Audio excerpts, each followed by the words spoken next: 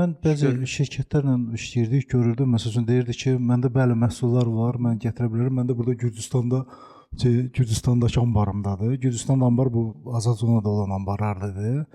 Çünki onlar oradan digər yerlərə də göndərə bilirdilər, həm də ki Azərbaycana gətirə bilirlər eyni zamanda sərfəli idi. Mən hətta o vaxt fikirləşirdim ki, bizim onu fikirləşməyiblərmi ki, yəni belə bir şey eləsinlər ki, yəni bu burada olsun da o. Ən azından hətta belə azad zona düzdür, vergilərdən azad olmasına baxmayaraq, amma daxili işləmə qabiliyyətini, insanların işə cəlb olunmasını yüksəldir axı. Bu tərəfi var onun. O hədəf qoyulub, ondan başqa həmçində Qarabağdadır. Araz vadisi azad iqtisadi zonasıdır. Naxçıvanda da Cəbrayıl tərəfdə. Cəbrayıl tərəfdə, hə, yararlıdır. Yəni bu artıq orada da rezidentlər var.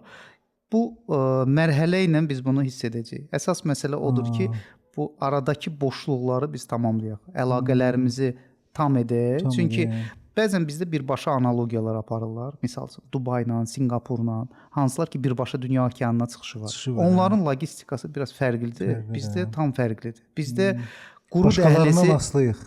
Bizdə quru dəhlizi desək də multimodallıq elementləri var. Xəzər elementi var. Xəzər bizi ayırmır. Xəzər bizi bu arada birləşdirir. Xəzər bizi zənginləşdirir. Tək bizi yox, bütün region ölkələrin. Və bunu biz niyə istifadə etməyək ki?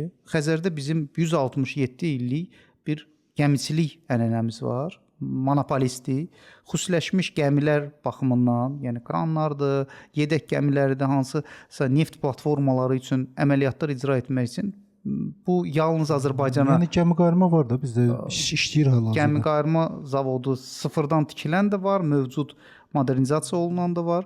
Digər tərəfdən də donanma baxımından da Xəzərdə hələ ki ən üstün mövqedə yenə də Azərbaycandır. Düz digər ölkələr də öz donanmasının artırılması yönündə hətta bizim gəmiqayırma zavoduna sifariş edənləri də var.